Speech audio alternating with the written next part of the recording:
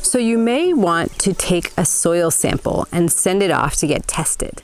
This is one way that you can find out what's going on in your soil in terms of organic matter, in terms of soil pH, cation exchange capacity, which is basically a property of soil that allows nutrients to move about and move from the soil into plant roots, presence of macro and micronutrients, and then associated recommendations for fertility and amending. I want to just say that soil sampling and soil testing in labs is, in the scheme of human agriculture, a modern invention.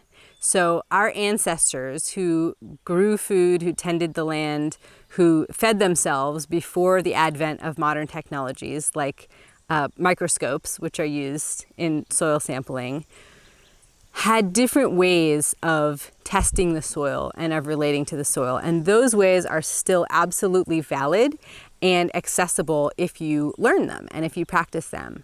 So some ways that you can understand what's going on in your soil without taking a soil sample and sending it off to get tested are observing the kinds of weeds that are growing there, looking at the soil, smelling the soil, tasting the soil even, watching how the water moves in the soil.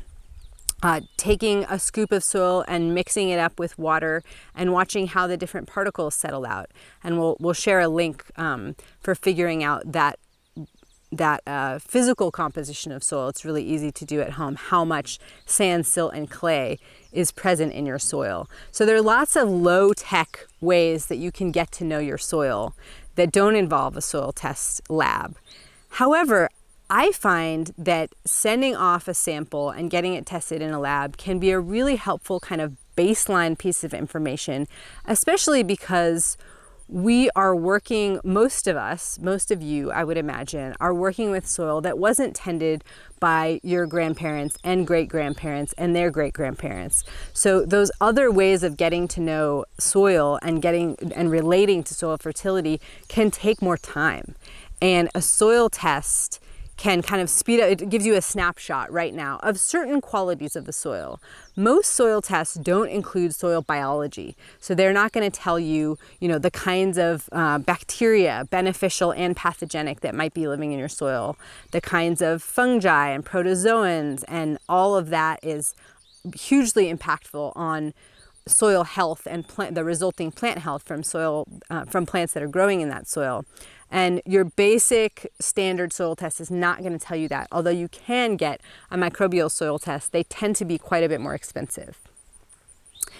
Now, another thing that a soil test just a standard soil test is not going to tell you is the presence of toxic heavy metals or herbicide or pesticide residues. So if you're gardening in somewhere for the first time, or you're concerned that there may be those kinds of residues in your soil, then seek out a more specified soil testing, and we'll put some links in the description below this lesson of where to find those sort of more specialized tests. And again, that's going to be an extra out-of-pocket expense, but that's super important information. If you're going to be growing food somewhere that may have toxic residue, you really want to know that so that you can appropriately remediate and you don't end up bringing those toxins into your body and poisoning yourself. So the basic soil test is going to tell you, as I mentioned at the beginning, the soil pH, the cation exchange capacity, the amount of organic matter present in the soil, and then the presence of macro and some micronutrients. Now, you may have access to a soil test through your county cooperative extension office. And depending on where you live, your extension agent might be able to help you take the test, help you interpret the results, or they may not. Especially if you do it in the early spring, those extension agents are usually extremely busy. And in the past, those county extension office soil tests have been free, but the last couple times I've looked into it, they've asked for a pretty nominal fee to process that. So that's one option. Another option, which is what we use, is an independent soil test lab, and the one that we like is called Logan Labs. And they will look at the soil test and identify more of the minerals and micronutrients, and then they're easier to interpret for organic gardening situations, for organic gardening conditions. So the traditional extension office soil tests will give you recommendations in terms of pounds of synthetic nitrogen that you want to add, or pounds of synthetic phosphorus that you want to add. And if you're part of this organic gardening school, then you're probably not interested in adding those synthetic fertilizers. So working with an independent lab that will give you more detailed results that are easier to interpret for organic applications has its benefits. This service has a fee. The last time I paid for it was $30 per sample. So it's, not a huge amount of money, but also not nothing.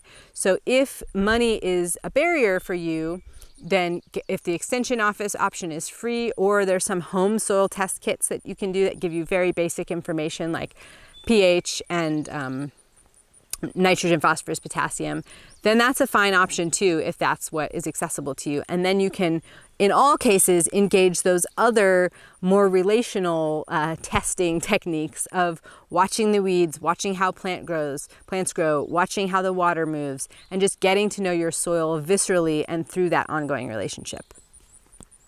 So now I'm going to show you how to take a sample so that you can get an accurate soil test. And this is really important.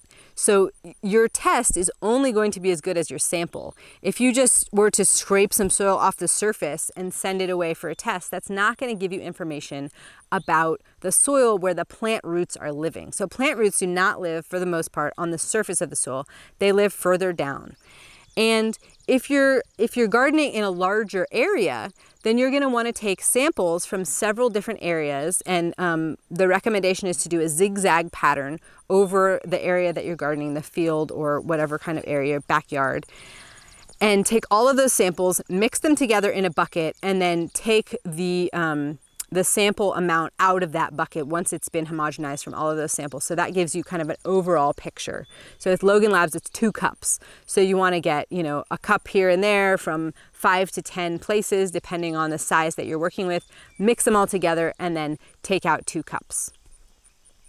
Even if you have a small area, but the conditions are different, let's say you have a 20 by 20 yard, and on one side of the yard, weeds grow really tall, it gets lots of sun, it's the side that's next to your neighbor's yard, and maybe they have a compost bin on the other side of the fence or something like that, and then the other side, it's hard to even get grass established, it's drier, it looks just like different conditions. Then you're gonna wanna take a sample from each of those spots and get don't mix them together, and get the results for each individually. So it's important to kind of look at what you're working with and get a sample that's representative of the soil conditions in the situation and the space that you're working with.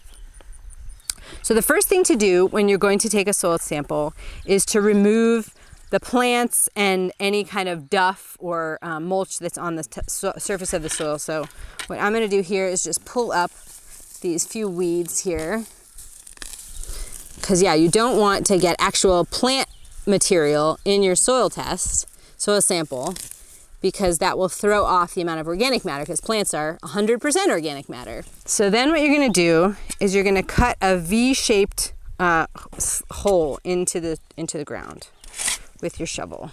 There are special tools that you can get, like a soil auger or a soil sampler, and that can be really helpful. But if you're just working on a home garden scale, so I'm going in a V shape here, I'm removing that soil, and I want to go about 6 inches down.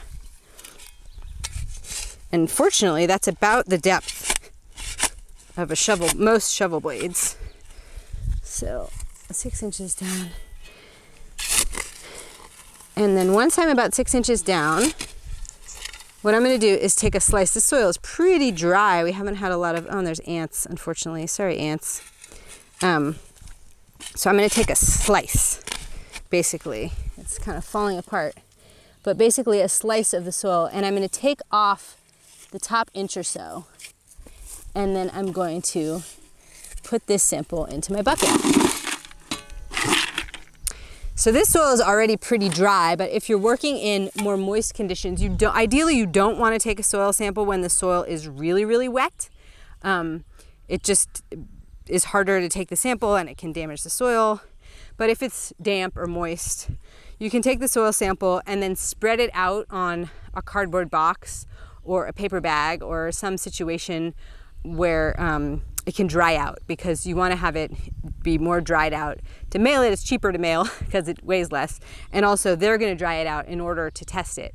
So drying it out, and then like I said, if you're taking it from several different locations, you're going to move around in a zigzag pattern in the area, the total area that you want to sample, mix them all together in the bucket, then dry it out if you need to, and take out your 2 cups. And with Logan Labs, you just put it in a Ziploc bag and you mail it to them along with a form that you fill out.